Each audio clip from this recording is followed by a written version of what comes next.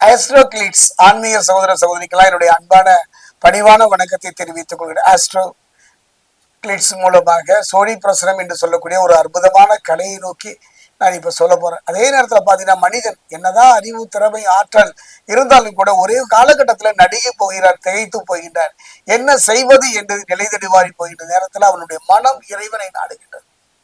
அந்த இறைவன் சார்ந்த ஜோதிடமும் ஒரு நம்பிக்கை தான் வாழ்க்கையில். அதே நேரத்துல நாம் நம்பிக்கை வைத்தாலும் நமக்கு கண்ணுக்கு தெரியாத அந்த அமானுஷ்யம் அந்த கிரகங்கள் தன் வேலையை செய்து கொண்டுதான் இருக்கின்றன. அந்த வகையில பார்க்கும் பொழுது இந்த நவம்பர் மாதம் ஒவ்வொரு ஆங்கில மாதத்தினுடைய பலாபலங்களை எல்லாம் சொல்லுகின்றேன்.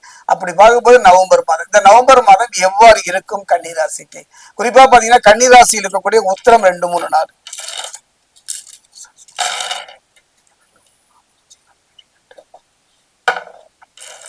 கன்னிராசியில் இருக்கக்கூடிய அஸ்தம்,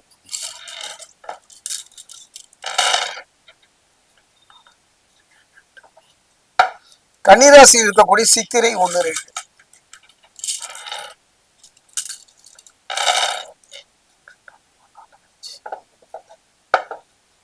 கன்னிராசி ஆன்மீக சகோதர சகோதரி எத்தனை வேதனைகள், எத்தனை துன்பங்கள், எத்தனை துயரங்கள், எத்தனை ஏமாற்றங்கள் அத்தனையும் கடந்த காலத்தில் சந்தித்து வாழ்வை வெறுத்து ஒதுக்குகின்ற ஒரு நிலையில் இருந்த சிலருக்கு ஒரு அருமையான ஒரு சந்தர்ப்பம், ஒரு அருமையான வாய்ப்பு இந்த நவம்பர் மாதம்.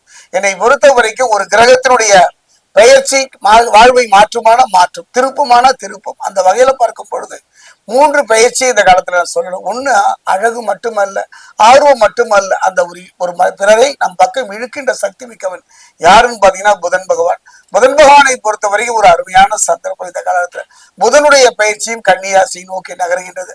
அதே நேரம் களத்திரகாரகன் என்று சொல்லக்கூடிய சுக்ரன் ஒரு மனிதனுடைய வாழ்க்கையில பட்டம், பதவி, பேரு, புகழ் அத்தனையும் இருந்தால் மட்டும் போறது, அனுபவிப்பதற்கும் அந்த அந்யோன்யம் கணவன் மனைவி உறவாக இருந்தாலும் சரி, அந்த பிள்ளை அப்பா உறவாக இருந்தாலும் சரி, ஒரு அந்யோன்ய வேலுங்க அதை தரக்கூடிய ஒரு அற்புதம். அதாவது களத்திரகாரகன் என்று சொல்லக்கூடிய சுக்கிரன், சுக்கிரத்தை பொறுத்த வரைக்கும் சிம்மத்திலிருந்து கன்னிக்கு 9-10-2025 2-11-2025 வரை மாறுகின்றார். அதே நேரம் பார்த்தீங்கன்னா நவம்பர் மாதம் 22ஆம் தேதி வரை புதன் கன்னிராசியிலேயே இருக்கின்றார். அதுக்கப்புறம் தான் அவர் 3ஆம் தேதி அவர் மாறுகின்றார். இந்த இடைப்பட்ட காலம் ஒரு அருமையான சந்தர்ப்பங்க, ஒரு அருமையான சந்தர்ப்பம். என்னுடைய அனுபவத்துல கன்னிராசிக்கு நல்ல வாய்ப்புங்க, அருமையா. அதாவது எதெல்லாம் விட்டீங்களோ, எதையெல்லாம் இழந்தீங்களோ அதை திரும்ப பெறுவதற்கான ஒரு அருமையான சந்தர்ப்பமும் வாய்ப்பும் இந்த காலகட்டத்துல கன்னிராசிக்கு இந்த நவம்பர் மாதமே. அதே நேரம் கொஞ்சம் கவனமா இருங்க. ஆத்துல போட்டாலும் அளந்து போடும் என்பதற்காக அதீத ஆசையின் காரணமான தவறான பாதையை நோக்கி மனமோ உடலும் செல்லாமல் பார்த்து கொள்ளுங்கள். கன்னியை பொறுத்த வரைக்கும் இப்ப கண்டக சனி, காரணம் சனி பகவான் இப்ப வக்ரகதியில இருக்காரு. அவர் பாத்தீங்கன்னா இதுதாங்க நான் சொல்லணும் உங்களுக்கு கன்னிராசி சகோதர சகோதரிகளே, இப்ப கண்டக சனியில வக்ரகதியில் இருக்கின்ற சனி பகவானை பொறுத்தவரையும் சனி நிவர்த்தியாகிறார். எப்போ? நவம்பர் மாசம் 16ஆம் தேதி அவர் பாத்தீங்கன்னா ரோக சரியாக வருகின்றார்.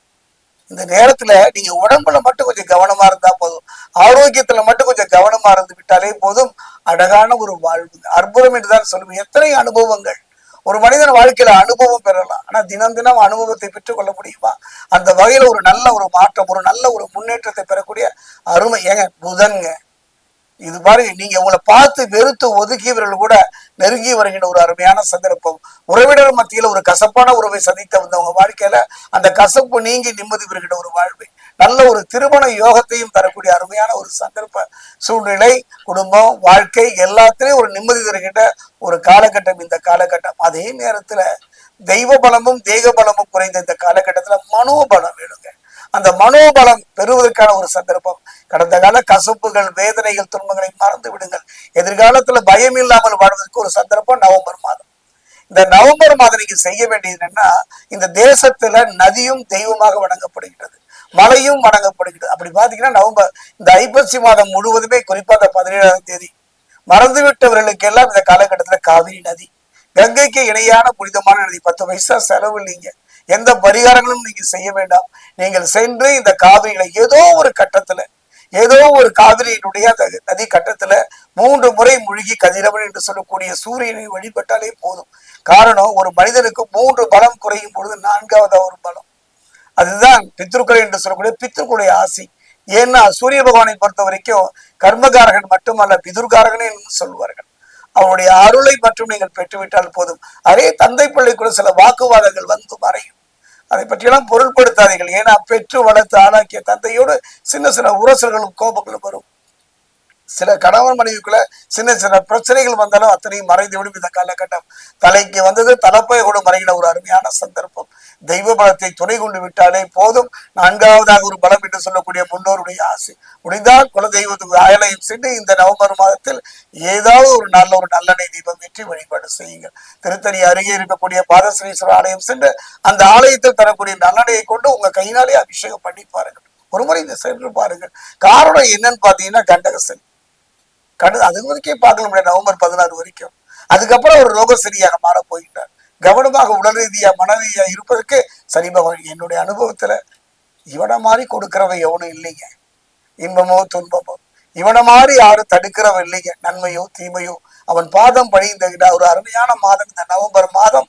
இந்த நவம்பர் மாதம் ஏதாவது ஒரு சனிக்கிழமையில அந்த பாதசனீஸ்வரர் ஆலயம் சென்று வணங்குவீர்களானா நல்ல மாற்றம் நல்ல முன்னேற்றம் பெறக்கூடிய ஒரு அருமையான சந்தர்ப்பம்.